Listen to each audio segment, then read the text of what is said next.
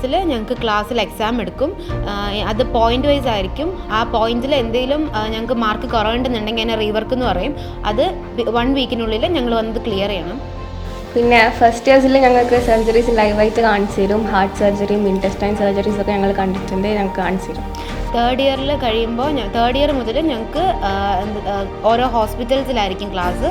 ആ ഹോസ്പിറ്റൽസിൽ പോകാനുള്ള ട്രാൻസ്പോർട്ട് വളരെ ചീപ്പാണ്. യൂണിവേഴ്സിറ്റിയിൽ കുറേ മെഡിക്കൽ കോൺഫറൻസുകൾ നടക്കുന്നുണ്ട്. ഇത് നമ്മുടെ ഫ്യൂച്ചർ കരിയറിനെ വല്ലാണ്ട് ഹെൽപ്പ് ചെയ്യുന്ന ഒരു സംഭവമാണ്. ഉസ്ബെക്കി ടീച്ചേഴ്സാണ് ഞങ്ങൾക്ക് ക്ലാസ് എടുക്കുന്നത്. പക്ഷേ അവർക്ക് ഇംഗ്ലീഷ് അറിയാം. ഇംഗ്ലീഷിലാണ് അവർ ക്ലാസ് എടുക്കുന്നത്. ഞങ്ങൾക്ക് നല്ലോണം മനസ്സിലാവും, നല്ലോണം ക്യാച്ച് ചെയ്യാൻ പറ്റും അവരുടെ ഇംഗ്ലീഷ്. പിന്നെ കൂടാതെ ഇന്ത്യയിൽ നിന്ന് ഞങ്ങൾക്ക് ടീച്ചേഴ്സ് ഇവിടെ ഗസ്റ്റ് ലെക്ചേഴ്സായിട്ട് വരാറുണ്ട്. പിന്നെ അപ്പോൾ നമുക്ക് ഒരു ഫ്രീ ഫീലിംഗ് ഉണ്ടാകും. ഇന്ത്യൻ സിലബസ് തന്നെ നമുക്ക് ഇന്ത്യൻ ടീച്ചേഴ്സിൻ്റെ അടുത്ത് നിന്ന് കോഴ്സ് നമുക്ക് ട്രെയിനിങ് കിട്ടുമ്പോൾ. പിന്നെ ഇവിടെ ഞങ്ങൾക്ക് ഫ്രീ ആയിട്ട് FMGൻ്റെ ട്രെയിനിങ്ങും തരാറുണ്ട്. അത് ഞങ്ങളുടെ ഫ്യൂച്ചറിലേക്ക് നല്ലോണം ഹെൽപ്പ് ചെയ്യും FMG പാസ് ചെയ്യാൻ വേണ്ടി. ക്ലാസ്സസ് ഒക്കെ ഡിജിറ്റലൈസ്ഡ് ആണ്.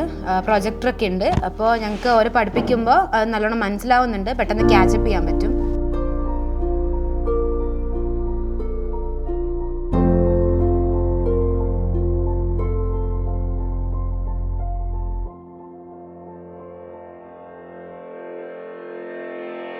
ഇങ്ങോട്ട് വരുമ്പോൾ നോർമലി എല്ലാവരും പോലെ തന്നെ ഞങ്ങൾക്ക് നല്ല ടെൻഷൻ ഉണ്ടായിരുന്നു. സിലബസ് എങ്ങനെ ആയിരിക്കും, ഞങ്ങൾക്ക് ഫോളോ ചെയ്യാൻ പറ്റുമോ, ക്ലാസ്സസ് എങ്ങനെ ആയിരിക്കും എന്ന്. പക്ഷേ ഇവിടെ വന്ന് കുറച്ച് ക്ലാസ് അറ്റൻഡ് ചെയ്തതിന് ശേഷം ഞങ്ങൾക്ക് ഇപ്പോൾ ആ ടെൻഷനൊക്കെ മാറി കിട്ടി. സിലബസ് ഫോളോ ചെയ്യാൻ പറ്റും എന്നുള്ളൊരു കോൺഫിഡൻസ് ആയി. അതുപോലെ തന്നെ പഠിച്ചു കഴിഞ്ഞാൽ ഞങ്ങൾക്ക് ഡോക്ടർ ആവാന്നുള്ളൊരു കോൺഫിഡൻസ് ഇപ്പോൾ ഞങ്ങൾക്കുണ്ട്. NMCയുടെ റൂൾ അനുസരിച്ചാണ് ഇവിടെ സ്റ്റഡീസ് ഒക്കെ പോകുന്നത്.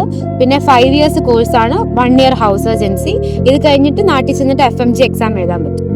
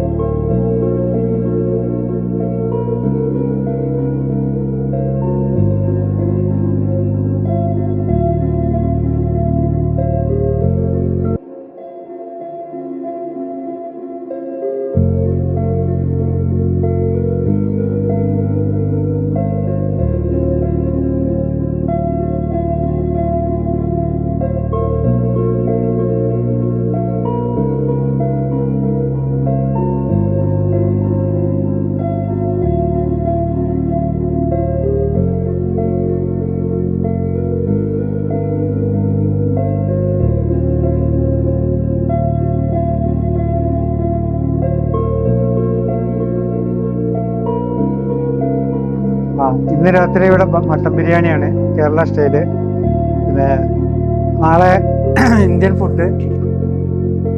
കാലത്ത് ആലു പൊറോട്ട സബ്ജി, പിറ്റേ ദിവസം പനീർ പൊറോട്ട സബ്ജി, പിന്നെ ഉച്ചക്ക് സാമ്പാർ, പിന്നെ തോരൻ, റൈസ്, റൊട്ടി. പിന്നെ ആഴ്ചയിലൊരു ദിവസം കേരള പൊറോട്ട, കടായി ചിക്കൻ. പിന്നെയുള്ള ദിവസങ്ങളിൽ ചിക്കൻ കറി, നാടൻ ചിക്കൻ കറി ഉണ്ടാവും. പിന്നെ chicken pulao, fried rice, chicken fried rice, egg fried rice.